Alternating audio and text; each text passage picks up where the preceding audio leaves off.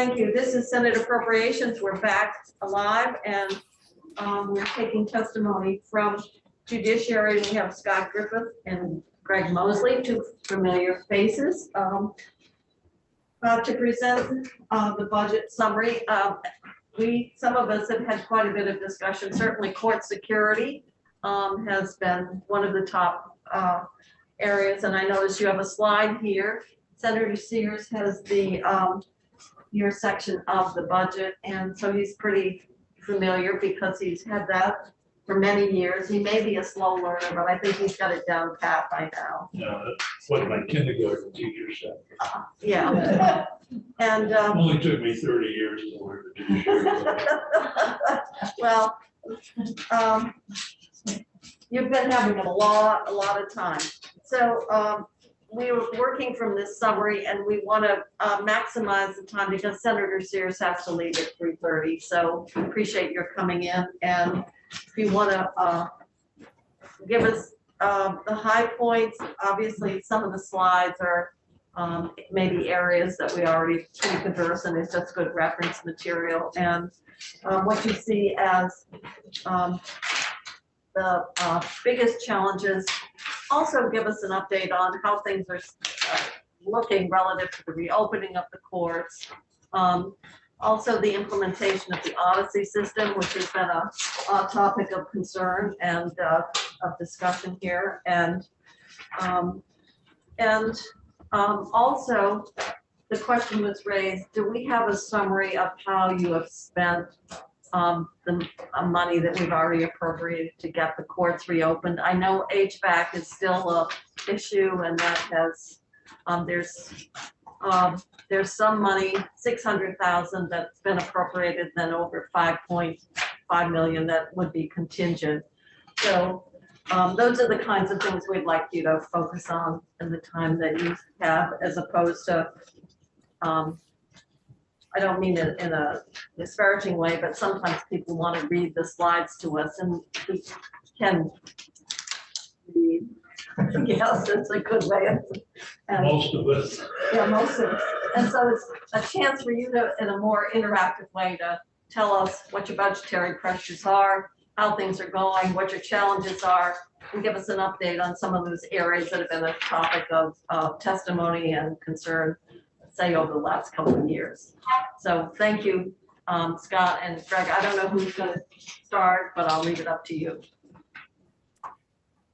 I can get us started. Hello, everyone, and thank you, Madam Chair. For the record, my name is Scott Griffith. I'm Interim State Court Administrator with the Judiciary.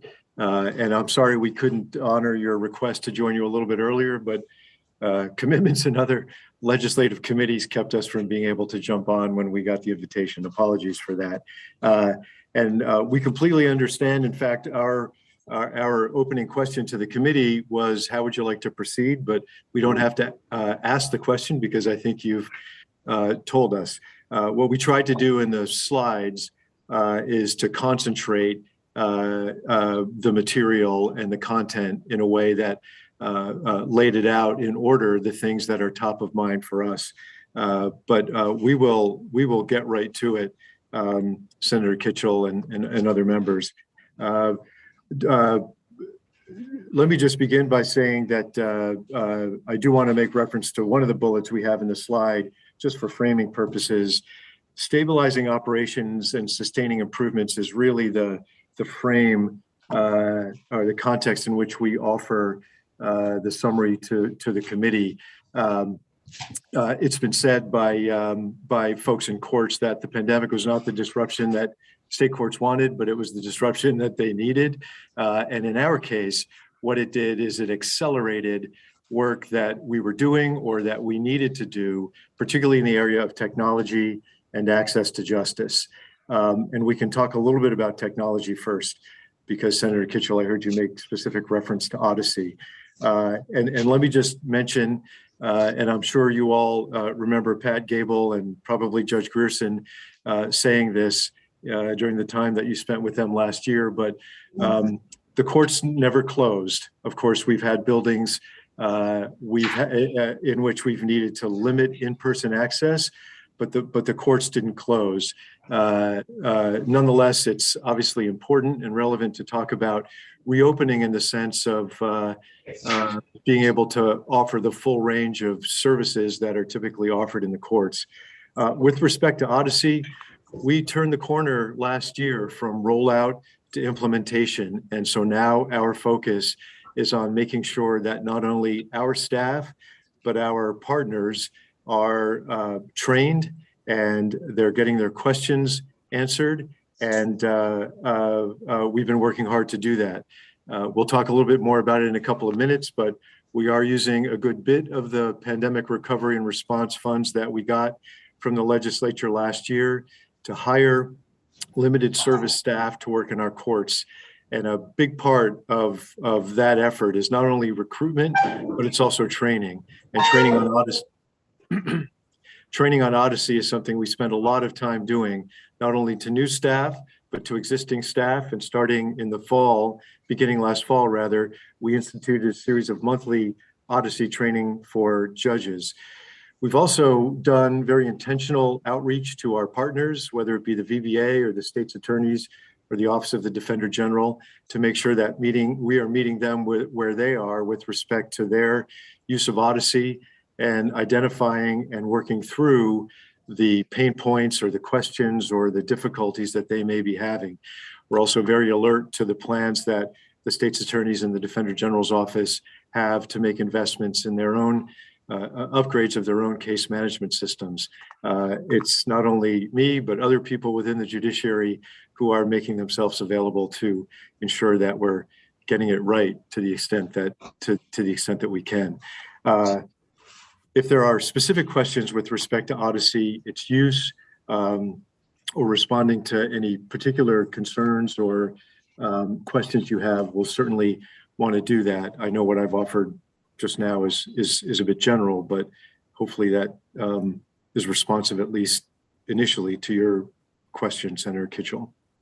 Anything you want to ask Senator Sears? Well, I'd like to get either today or at some point a summary of how you to date used the $9 million we put in last year's budget. Sure. For clearing the backlog and getting back into operation. So I'd like to understand how much of that you can carry forward into the FY23 to help you with some of those one-time expenses. Sure. Let me offer a few things that are responsive to that, Senator Sears. Greg can either speak now or we can follow up with more specifics. I think it went from ARPA funds to general fund. I think we actually used general funds to ARPA in the end. But. Yes, that's right. I can give you a quick run through of the things that we're doing, and Greg can either offer specifics now or we can follow up with the kind of detail that may be helpful to you. But what we did, it was a little over $9 million that we got. One of the first things we did was tap somebody on our side to be a project manager to work with the division chiefs and with previously Pat and Judge Grierson, now with Judge Zone, to make sure that we're on track and doing everything we can. Recruitment is an awfully big part of that.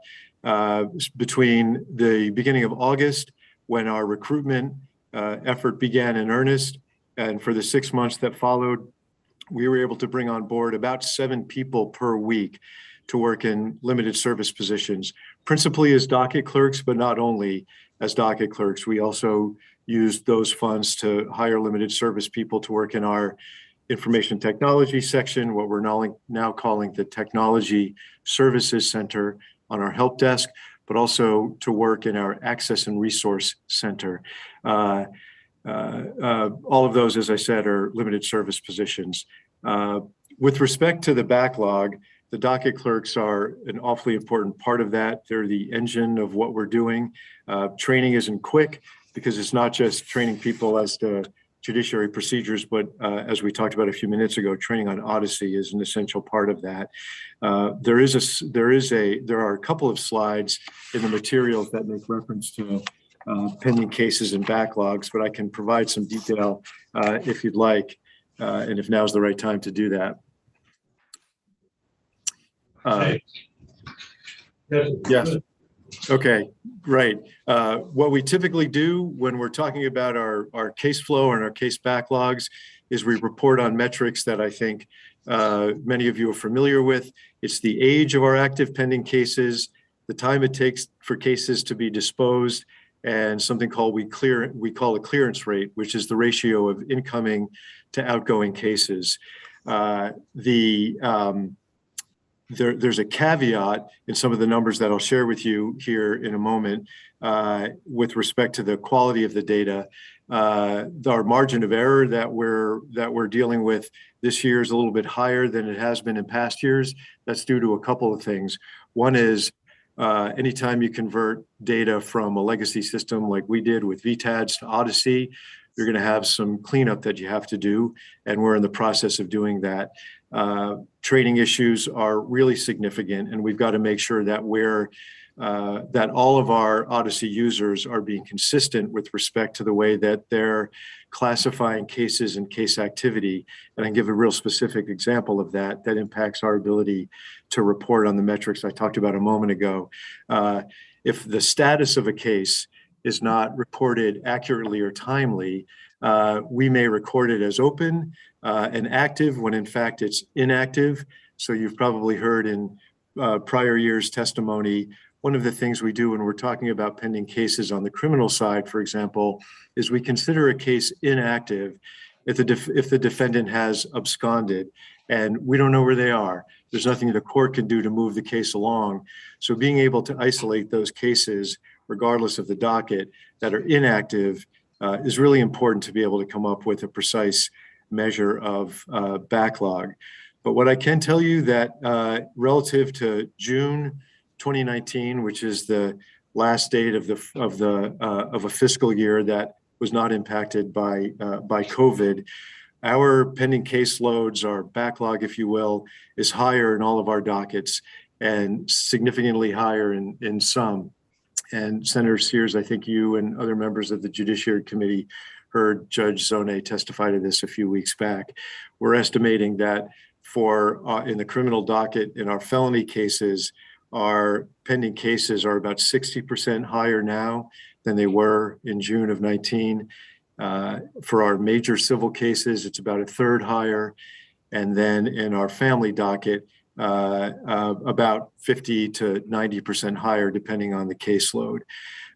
So what we are doing is providing training to our court staff and to our judges, and this has been going on for some time, regarding how to run reports, the appropriate reports in Odyssey, and to be able to identify those cases that are most in need of attention to ensure that we are addressing the oldest cases first. And we anticipate that we'll continue to see improvements and reductions in those backlogs. We can isolate case activity a little bit more precisely than I've done now, but I wanted to make sure that that you knew the kinds of things that we're doing. And we're also able to measure the percentage of cases that are older 6 months or a year old as another way of enabling us to prioritize cases that need attention. Within the longevity of the cases, are there subsets that you would move ahead? In other words, something could be longer, but a lower I don't know, the facts or the nature of the case would not move it. I'm thinking very egregious crimes, for example, would they come to the top of the list, or do you have other criteria other than just the how into the case, so to speak? Yeah, so what I've shared, Senator Kitchell, are the benchmarks that we use when talking about case management generally, but certainly within each docket, within each county or unit, there are particular priorities put on individual case types. And so the Supreme Court, for example, has adopted dispositional guidelines for all of our divisions and all of our dockets. And the guidelines, the dispositional guidelines, are different within the civil docket depending on the case type, within the criminal docket depending on the case type. And so, of course, there's a particular push right now to, now that most of our buildings are able to hold in-person jury trials, in the criminal docket, there's a particular push to make sure that we are drawing jurors and scheduling trials for those cases, particularly for those cases where defendants are in custody. So yes, that's part of our strategy. I'm serious. Another question? Or? Yeah, by looking at the governor's recommended budget, besides courthouse security, are there other areas where you don't feel that the governor's recommended budget would enable you to meet the needs of the judiciary in 2020, in fiscal year 23? Senator Sears, the security line item is the biggest one, and that's arguably where we have the biggest gap and a crisis that could emerge if we don't get the funds that are needed to negotiate with the sheriffs and to be able to meet them where they're telling us they need to be met. Not included in the governor's budget, but something this committee may want to hear about is because it wasn't part of the budget we submitted to Finance and Management, are the needs that we have to upgrade the ventilation and circulation systems in our courthouses. Those are funds, as I think was pointed out a few minutes ago, a portion, but only a portion of the funds needed for us to do all that work are provided for in the bill. But the majority of those are funds that are only available contingent on the availability of state general funds at the end of the fiscal year. But without question, the security needs that we've identified are the big ones, followed by, or not followed by, along with these HVAC issues that we've just talked about. For the benefit of the committee, Senator Sears and I met with Justice Eden before the session, I think, or I can't remember, time as a way of where the issue of the court security was brought up, and that what had been asked for was not what got included in the budget, but that's led to some creative thinking, hopefully, and we can move forward, but we know that that's an area of real pressure. Regarding the contingent appropriation, which I just happen to have right here. I don't know why. You always have everything. I know, I don't know why I can put my hands on documents that, about 5.1 million is contingent. And so between the two of the 605 and the contingent, does that pretty much address the HVAC? And I do have somewhere, but I don't have maybe here. Actually, maybe it came from you, from Representative Emmons regarding the total HVAC needs. So would the 5 million and the 600,000 pretty much take care of your needs as it relates to the courthouse HVAC systems? The short answer is yes, Senator Kitchell, but I'll defer to Greg to elaborate on that to the extent he feels the need to do so. And you're muted, Greg. You're muted. So, Thanks for telling me I'm muted in advance. I never would have seen that. Yeah, I did want to just add that the 5.7 million is the funding request that the judiciary put forward that included all 12 of the county courthouses and the work that needs to be done.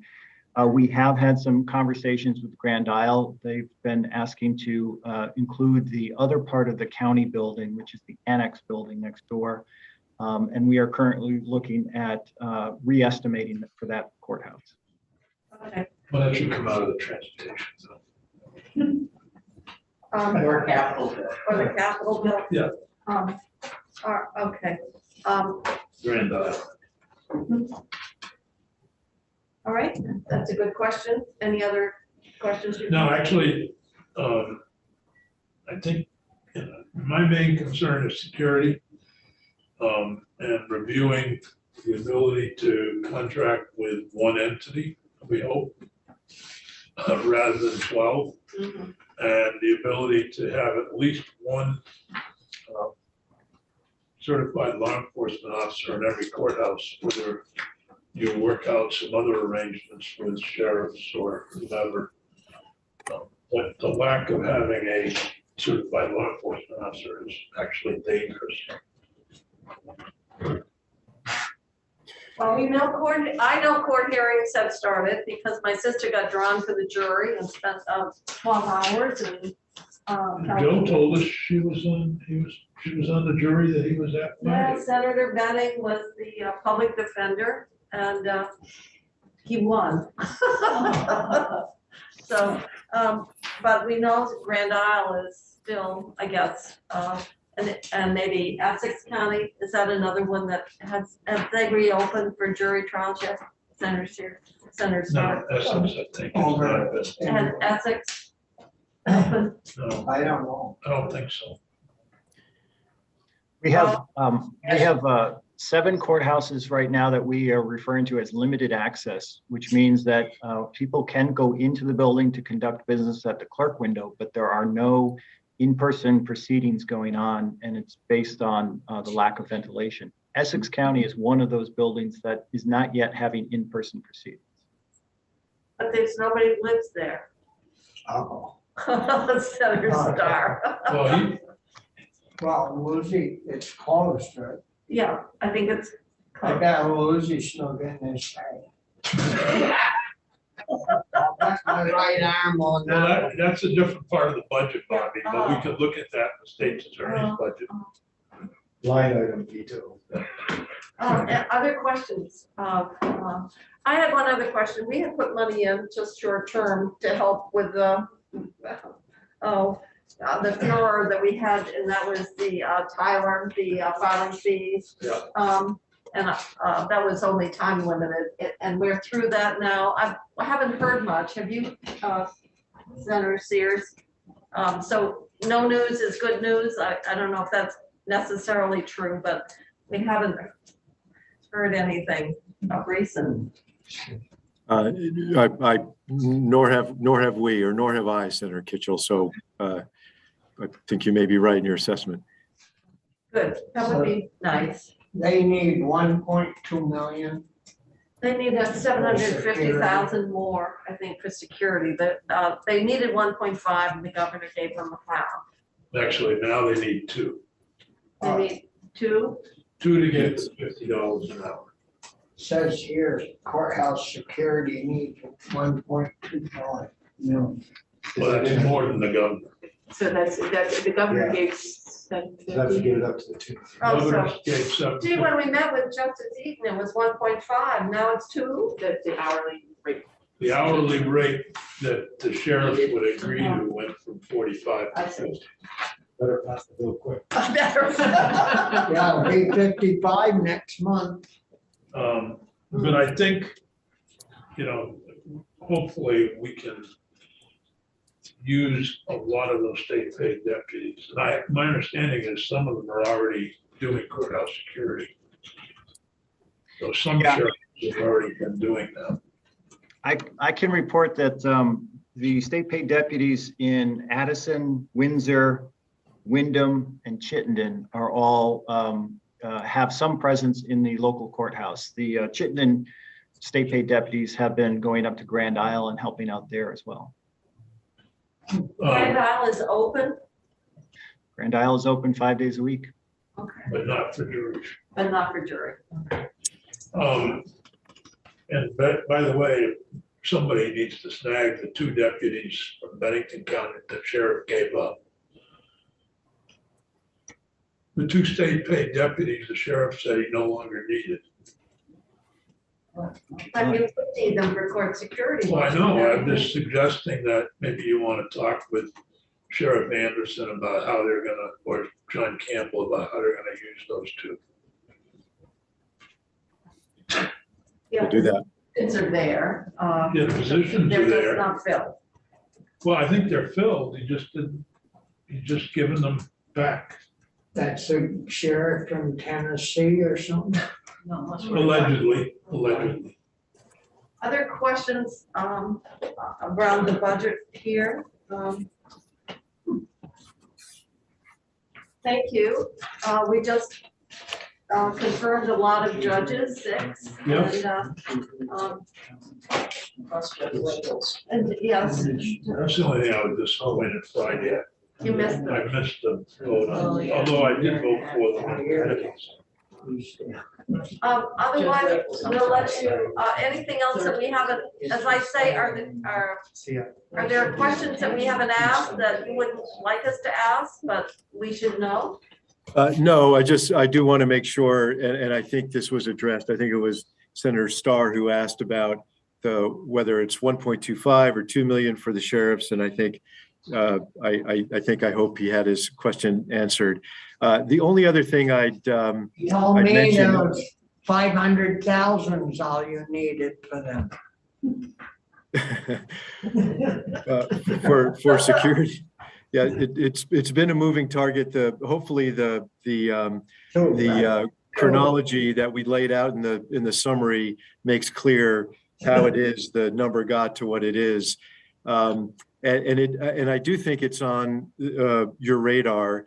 I think it's mentioned in the big bill, the need to address the structural problems associated with the tech fund, and looking at the sources of revenue that are used to support our tech fund, and they're used to support other elements of state government. But I do think that's on your radar, and I don't think this is the first year that the judiciary has come to the appropriation committees and identified that we have this problem, and it is something that we're hoping does. There may be a study committee that's being put together to take a look at this, but that is something we just want to make sure is acknowledged here.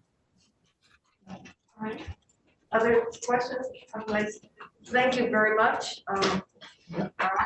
Greg, please come up with any more questions. Senators here, we'll follow up with And you. we'll continue to try to work on the language that would allow the state paid deputies and allow for one contract.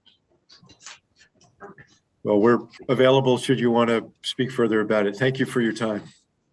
Thank you very much. Thank you. And then Senator Kitchell, I've been trying to bump up our next witness batch, but I have not heard back. So I do apologize. Well, let's see, we have We have a half hour. another half hour before our next, So I was trying to see if I could get them to come and start at 3:15. if we could.